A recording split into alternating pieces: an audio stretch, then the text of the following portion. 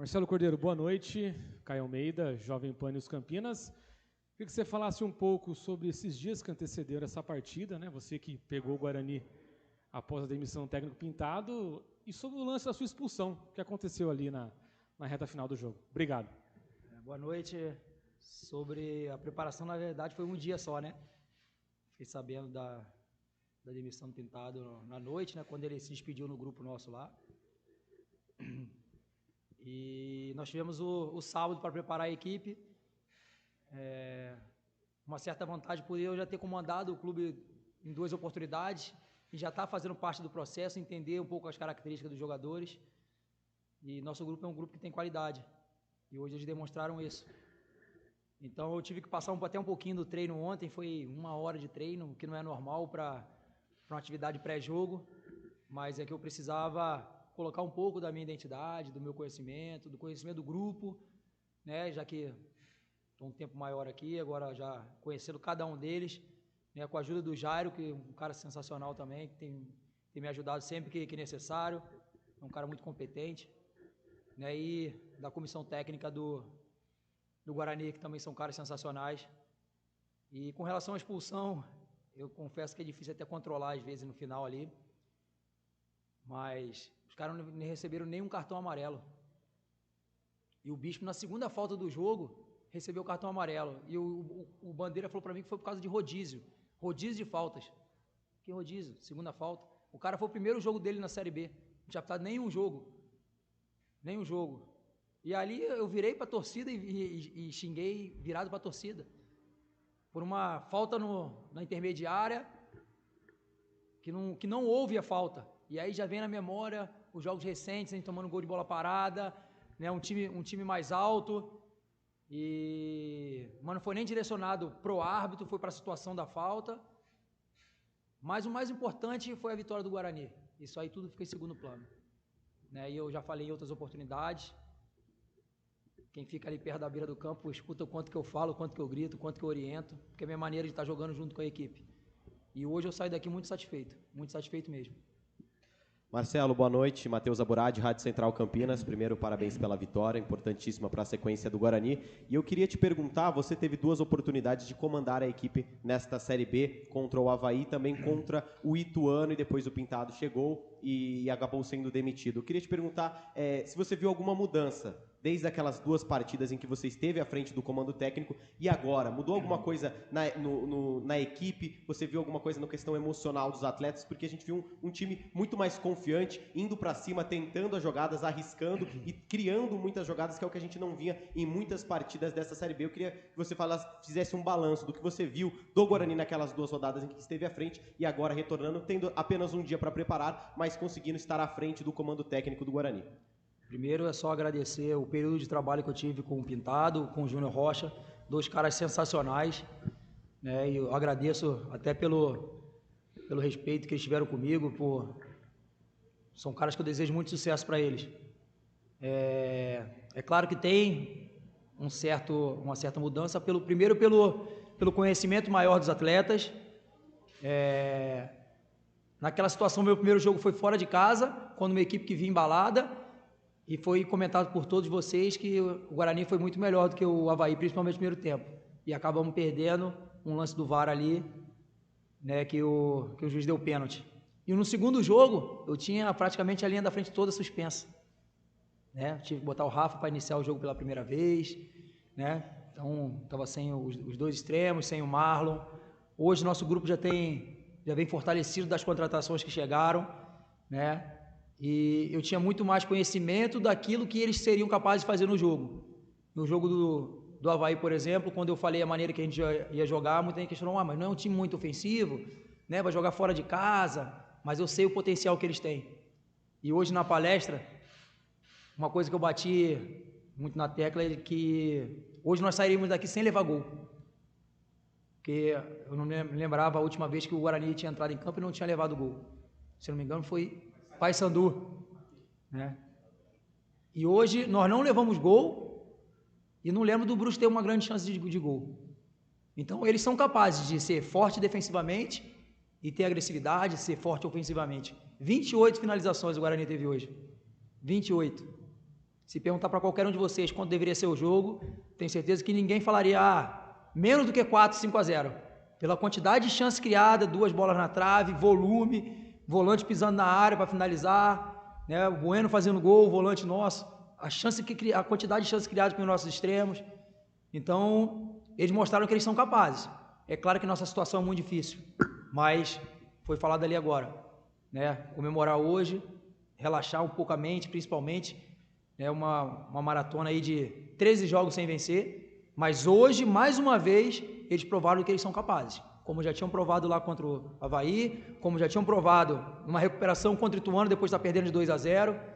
Então, eu acredito muito nesse grupo. Eu acredito e eu tenho certeza que eles vão dar a volta por cima. Marcelo, boa noite. Vladimir Catarino, Rádio Bandeirantes, parabéns pela vitória. Se o Guarani tivesse apenas o seu aproveitamento, né, teria uma condição melhor. Afinal, você ganhou 4 pontos em 9 disputados. Agora chega o novo treinador, o Alan Al, né, para assumir aí o Guarani nessa sequência.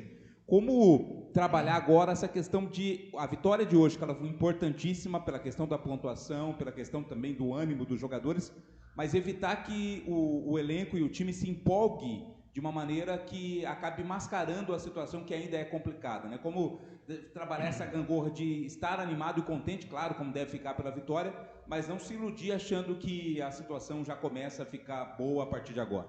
Não, nem podemos. Foi o que eu falei. Hoje eles têm a noite para poder desfrutar, de repente sair para jantar com a família, coisa que eles não vinham conseguindo fazer, né? Mas a partir de amanhã, o pensamento já é o Ceará. Em último lugar, não dá para ter euforia. Como é que você vai ter euforia sendo o último colocado da Série B?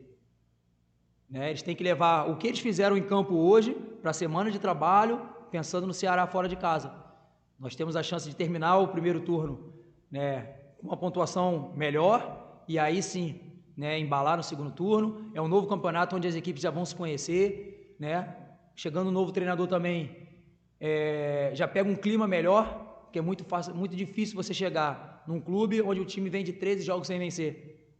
Ou você chegar para trabalhar num clube onde ele acabou de sair de uma vitória, né? Pega os jogadores muito mais confiantes e eu tenho certeza que, independente de quem chegar aí, vai pegar um grupo, né, motivado a querer sair dessa situação, que acho que é o principal. Eles quererem sair dessa situação, até porque o Guarani é muito grande e não merece estar onde está. Gustavo Tomazelli, Gus na área. Parabéns, Marcelo Cordeiro, pela vitória. Você completa 3 meses no cargo da Comissão Técnica Permanente do Guarani. E o que você pode falar para o próximo treinador que chegar desse grupo, desse elenco, que hoje brigou, lutou, conseguiu a vitória e que vai lutar até o final para tentar sair da situação? O que você pode passar do diagnóstico do elenco que você está tão de perto para o próximo treinador que chegar? O primeiro ponto é que é um grupo que tem qualidade. Se a gente olhar a tabela, a gente vai falar, o time deve ser muito ruim, o time deve ser muito fraco. É isso que todo mundo fala, né? Mas o time que joga da maneira que jogou hoje é um time que tem qualidade. Então, passar que o grupo é um grupo muito bom de trabalho, né? Os caras treinam muito no dia a dia para poder ter os resultados. Eu aqui nesses 3 meses eu vi o quanto eles sofriam, né, no dia a dia, porque as coisas não aconteciam. Você vinha jogadores como o Caio, o Vladimir, todos os outros acabando o jogo arrasado, porque não tinha mais o que a gente falar, não tinha mais explicação, né?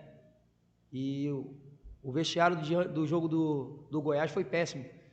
Talvez tenha sido o pior vestiário que eu presenciei como atleta e como comissão, porque a gente tinha tudo para vencer aquele jogo, né? A gente tinha o jogo em nossas mãos. Então, pode ter certeza que o novo treinador vai encontrar uma equipe aguerrida, uma equipe determinada, uma equipe que gosta de trabalhar e disposta a sair dessa situação.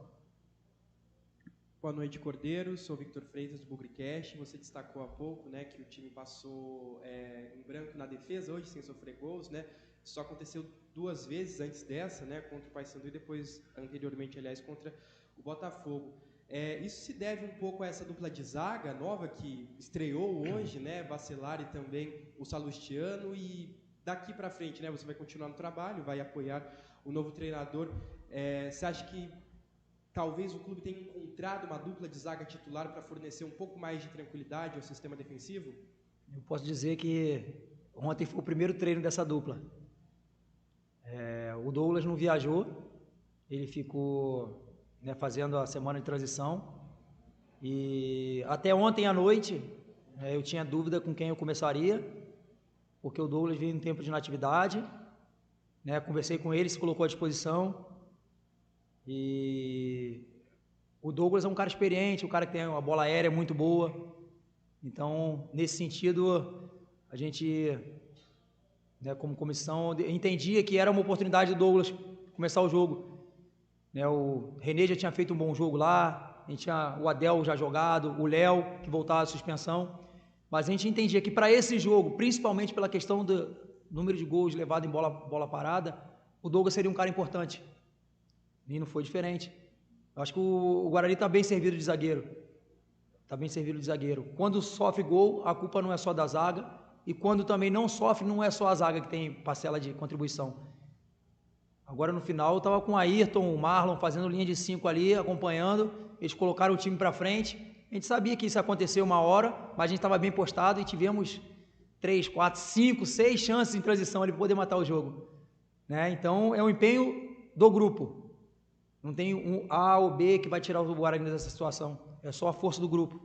Então o vestiário ali foi assim, né, tiraram um peso muito grande e eles viram do que eles são capazes. Conta muito.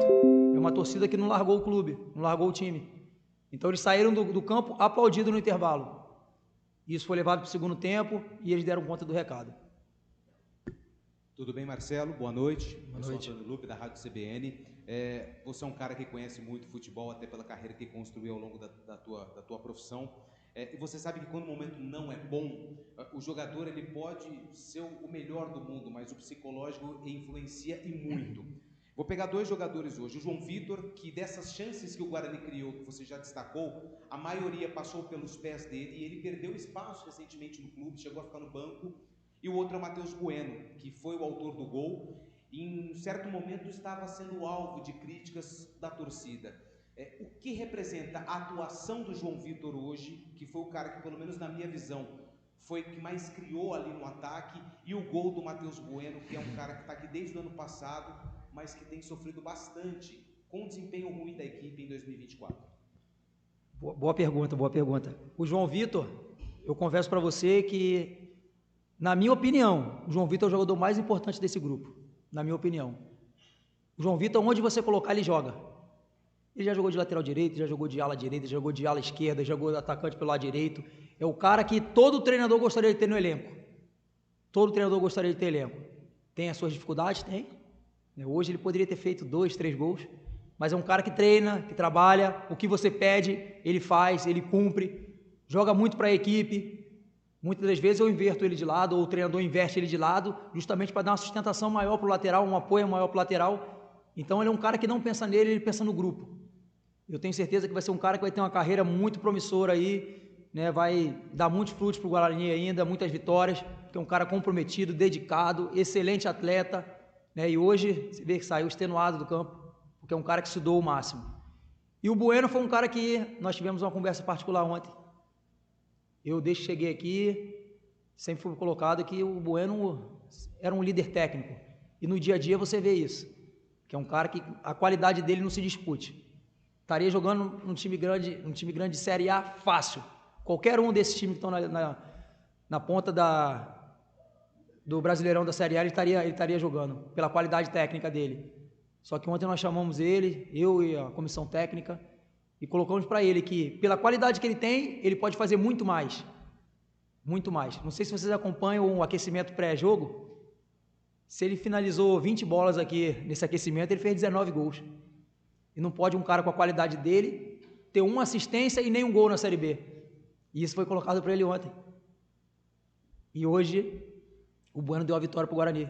Vitória do grupo, mas com o gol dele, pisando na área, que é aquilo que eu cobrei para ele. Com a sua qualidade, você não pode ficar só no campo de defesa dando passo para o lado. E ele entendeu, ele falou, não, eu vou procurar fazer. E a gente sabia que a mudança não é do dia para a noite, não é de uma hora para outra. E foi comentado também. O Bueno talvez não aguente jogar os 90 minutos, porque a rotação dele vai estar de forma diferente. Mas vai ser importante, eu falei para ele, se você jogar 70 minutos, você vai ser importante durante 70 minutos. Então é conhecer o jogador, entender o jogador, né, estimular o jogador. Então hoje eu acho que todos nós saímos satisfeitos, porque é um cara muito profissional, com uma qualidade grande, e foi decisivo hoje, como ele deve ser. Boa noite, Marcelo. Heitor Fredo, da Band. Você falou sobre a motivação dos atletas, a confiança dos atletas, mas eu queria falar um pouco sobre você. Você parou de jogar recentemente, começa agora uma carreira à beira do gramado. O que representa também para você nessa transição agora como auxiliar? Você vai continuar no Guarani, ter 3 jogos como profissional, 3 jogos como técnico, uma vitória em que as suas ideias funcionaram, em que o que você pediu os jogadores fizeram. O que você projeta também para o teu futuro e como esse momento no Guarani também te ajuda a ter confiança nessa nova fase da tua carreira? Para mim, primeiro, eu falei para eles agora no vestiário, tanto para mim como para o Jairo, tá à frente do Guarani num jogo de Campeonato Brasileiro. A história que esse clube tem e o quão importante pode ser na nossa carreira. A gente que está iniciando tem uma oportunidade de dirigir um clube da grandeza do Guarani. Toda vez que a gente passa ali para ir treinar, a gente vê os ídolos que já passaram aqui, sem comentário, né? Todos os caras fora de série, e ter a oportunidade de estar comandando esses atletas, que seja por um jogo, por 2 jogos, né? Minha dedicação, a minha, do Jairo, do Fernando, aqui de quem tiver, é sempre a melhor possível, porque muitos gostariam de estar no meu lugar, né? Estando à frente de uma equipe como o Guarani. E eu tendo essa oportunidade, eu sempre vou fazer o melhor para que as coisas saiam da maneira que a gente planeja, né, por amor ao esporte, por dedicação ao clube. Então hoje eu saio daqui muito satisfeito, primeiro pela oportunidade de estar dirigindo uma equipe da grandeza do Guarani, e eu tenho certeza que para minha formação como treinador, estou no início, não tenho pressa para ser um treinador. Para mim é um aprendizado diário, e como é um aprendizado estar trabalhando com a estrutura que o Guarani tem hoje, né? Eu acho que, se não me engano, de 1 ano, 2 anos para cá, a estrutura que tem para os atletas, com certeza esse aí é o melhor gramado do futebol brasileiro hoje, não digo nem da Série B. O melhor gramado do futebol brasileiro hoje é o do Guarani. A estrutura que tem, academia, fisiologia, departamento médico, proporciona tudo para os atletas desempenharem o melhor deles. E eu estar fazendo parte disso, para mim é uma felicidade enorme. Cordeiro, boa noite. Lalinha Oliveira, Rádio Vida Nova FM de Americana. Os últimos jogos do Guarani, com os últimos treinadores, o time vem sendo usado com um esquema que foi bastante falado, porque não tem muitas variações, e ultimamente a equipe vem jogando no 4-3-3, hoje foi um 4-3-3, que pelo menos para mim funcionou muito com o João Vitor e o Ayrton. Gostaria que você comentasse a respeito dessa função que eles teve ali na frente, que funcionou pelo menos para o jogo de hoje. Primeiro, acho que o treinador tem que entender a característica do jogador, né? E nós temos, principalmente os homens de beirada, uma capacidade individual do 1 para 1 de velocidade muito grande. João Vitor, Ayrton, Marlon, Reinaldo, Rafael, Maranhão, que acabou de chegar, são jogadores com uma capacidade muito grande de enfrentamento. E nós temos talvez o melhor centroavante da Série B, que é o Caio Dantas, que ele dá uma condição de jogo apoiado muito grande. Então a gente consegue fazer tanto o jogo em transição, sendo vertical com esses homens, como o jogo apoiado com o Caio, com o Luan, com o Bueno, que são jogadores que precisam ter a bola. Se a gente for jogar de maneira só reativa, esses jogadores vão sofrer. Imagina o Bueno, o Leite, o Luan, só tendo que correr atrás do adversário, quando pega a bola, a perna está inchada, não consegue desempenhar o seu melhor. Então a nossa ideia era justamente essa, potencializar o melhor de cada um deles. E eu acho que hoje a gente conseguiu. Poderíamos ter saído daqui com uma vitória muito mais tranquila, mas eles fizeram tudo aquilo que foi pedido, tudo aquilo que eles são capazes, e mostra pra gente que a gente pode sair dessa situação, principalmente pelo que eles fizeram hoje dentro de campo. Marcelo, boa noite. Diego Alves, da IPTV. Na retinha final do jogo, se foi possível enxergar um pouco do clima que vocês estavam vivendo ali, né? Todos os jogadores do banco levantados, né, de pé, à espera do apito final. Eu queria que você tentasse descrever para a gente o que para você passou na cabeça naqueles segundos finais antes do apito do jogo, qual o sentimento que prevaleceu, se foi alegria, se foi alívio, se foi uma mistura de coisas. É possível descrever esses dois momentos para a gente? Os segundos que antecederam o apito final e o que veio depois desse apito derradeiro aqui no brinco. Voltando até um pouquinho antes, na parada técnica do primeiro tempo, não sei se vocês perceberam, eu pedi que todos os atletas levantassem do banco e fossem ali na beira do campo. Eu acho que a atmosfera de fora vai muito daquilo que acontece dentro do campo. Então aquilo ali era uma mostra de união, que só eles poderiam sair dessa situação junto. Então tem momentos que eles têm que estar junto, principalmente no momento de dificuldade. E eu pedi que eles fossem ali na beira do campo para que estivessem juntos naquele momento. Até porque eu poderia precisar de algum deles no segundo tempo, eles já estariam ouvindo as instruções. E nos minutos finais ali, né, bate uma angústia, bate uma ansiedade, porque não por a gente estar sofrendo uma pressão, né, do adversário, mas pela quantidade de chances criadas que nós não conseguimos reverter em gol. Teve contra-ataques de 3-3, 4-3, teve a bola do Reinaldo na cara do goleiro. Então, isso traz um pouco de ansiedade, principalmente pelo momento que a gente vive. Como foi o lance da minha expulsão, né? Uma bola parada que já passa, vem na cabeça jogos anteriores, né? Como foi o jogo do Amazonas, que nós tomamos o gol no último lance do primeiro tempo, né? Então, bola parada, a gente sabe que é uma dificuldade que a gente tem tido, mas que a gente tinha, né? Que a partir de hoje a gente não vai ter mais. Então, esse sentimento de impotência, primeiro por não estar podendo estar dentro ali, né? Mas mesmo eu fiquei ali do lado ali, torcendo, e o banco todo vibrando junto, mas eu tinha certeza que hoje a gente sairia daqui com uma boa vitória, porque o clima do vestiário era muito bom, né? O respeito que os jogadores têm, já tinham pelos treinadores anteriores, mas que tem por mim, que tem pelo Jário, que tem pela comissão do clube, comissão fixa do clube, é muito grande. Então, além da vitória para eles, para os jogadores, eles queriam muito essa vitória, até como foi dedicada para a gente ali também no final, pelo trabalho, por tudo que a gente tem feito no dia a dia, para que, motivando, sem deixar que batam um desânimo nos atletas. Então, acho que esse momento foi um momento de ansiedade pelo apito final, um momento de alegria, uma emoção muito grande, que é uma emoção diferente do atleta, a emoção do treinador. Mas confesso que hoje eu vou para casa, vou estar com minha família e não sei que horas que eu vou dormir, que eu vou assistir o jogo, vou assistir os lances, né? Vou comemorar essa vitória, porque é um momento de comemoração realmente, de alegria por tudo que foi feito hoje. E eu tenho certeza que hoje a gente sai daqui muito mais fortalecido. Obrigado aí. Boa noite a todos aí.